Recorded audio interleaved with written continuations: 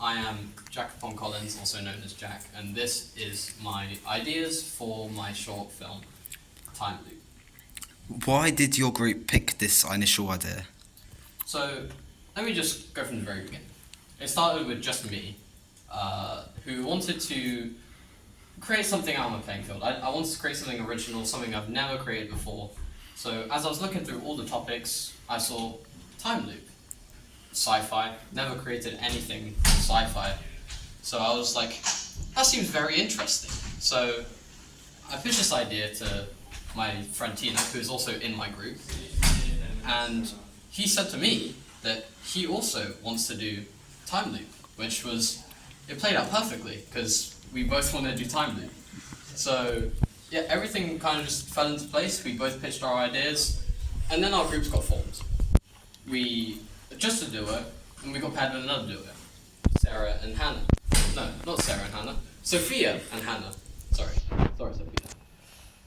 And when we were talking in our groups, obviously group of 4, they said they also wanted to do sci-fi, which was great. And then I asked what sci-fi film would they like to do, and then alas, they said Time Loop. It played out amazingly. We were pitching ideas back and forth. And yeah, that's really all there was to it. We just all wanted to do the same thing. So now we're going individually, making our own ideas, and this is my one. Give an outline of your developed idea. What's going to happen in the storyline? So my ideas started out quite rough. I wanted to implement like a subgenre because I didn't want to create just sci-fi. I felt like it would get a real pain to edit, just repeatedly just recording the same thing in a time loop. So I wanted to add elements of psychological horror and physical horror. So my subgenre is sci-fi horror. So basically how it goes is that there are 2 main characters. Me playing as the antagonist, Max, and Tino playing as the protagonist, Tyrese, right? And Tyrese is stuck in a time loop. He doesn't know this.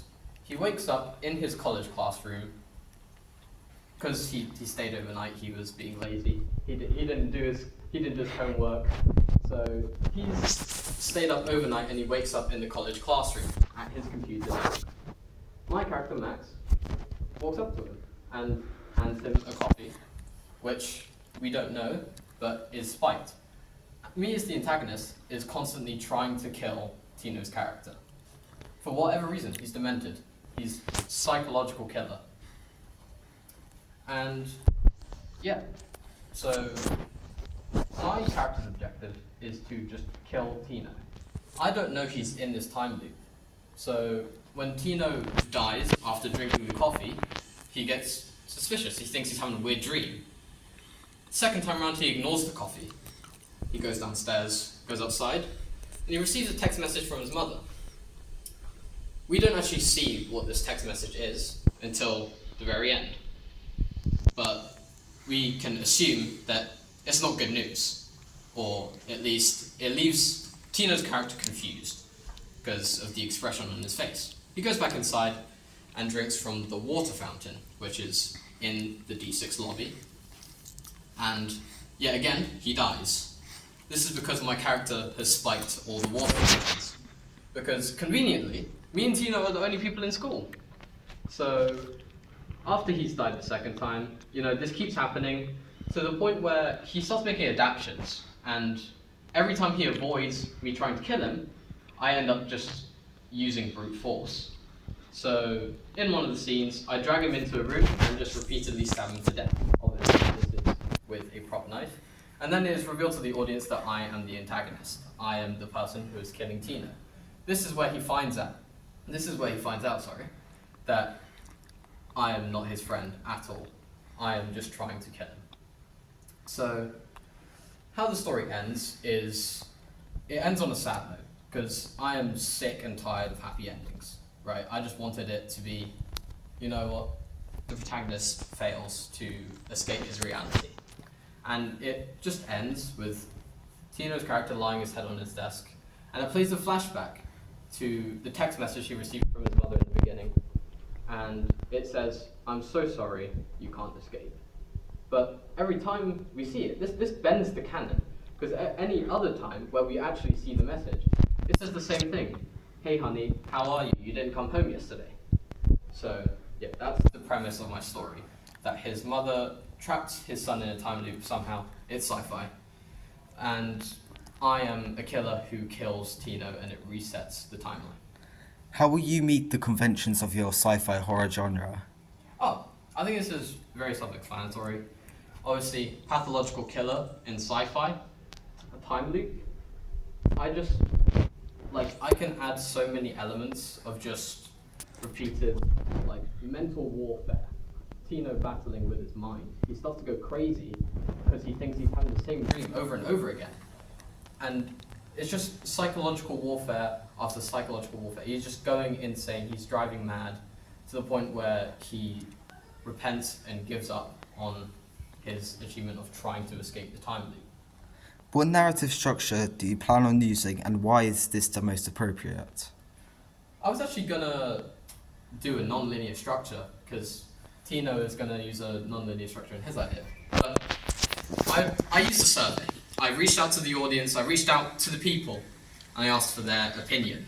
And surprisingly, majority voted for my story to be linear because they like just everything to be in order, everything to make sense, really. But I didn't want to just do this. I also reached out to the audience and asked if they liked flashbacks, unexpected plot twists in the film. So that's what I did, as I explained in the few segments ago, that there is a plot twist that his mum trapped him in this time loop. My character is actually a psychological, pathological killer and liar and not a friend. And the flashback is of him texting his mum and revealing to him that she is responsible for this. How have you developed your idea from the survey results you mentioned earlier? Oh, well, I did just explain. I adapted my structure, how I was going to narrate this whole idea. But also, I asked about the flashbacks, and I kind of skipped ahead of that. I'm sorry, but yeah, I already explained adding flashbacks, getting responses. Also, I did ask for people's opinions on what their favorite genre was, because initially this was going to be just sci-fi, but I asked people if they liked sci-fi over horror. Horror came out on top, so did thriller, so did comedy. So I really just settled with the most popular genre as my subgenre for this film. What colours play into your idea, and what do you want colour in your play to create? My colour choice, in the majority of the film, it will be a cold colour palette. This is to convey to the audience Tino's character's fear and his just inner sadness. He can't escape what he's in, and he knows this. He is in an infinite time loop, and it's just conveying to the audience that he is not going to be set free. He is entrapped. He cannot escape this harsh reality. But when my character shows up, I want to use warm colors, which actually contrasts what my character's purpose is in the movie. Because my character is a pathological killer. He's a serial killer, right? So why would there be warm colors? It's to trick the audience into a false sense of security and allow the audience to create a liking towards my character. Because I'm just seen as this nicely dressed, good friend that's trying to understand, help Tino's character. And Tino just keeps brushing me off. So yeah, I want to implement both warm and cold colors. What locations could you film at, and why are they suitable? So most of the recording will be in the D6 building.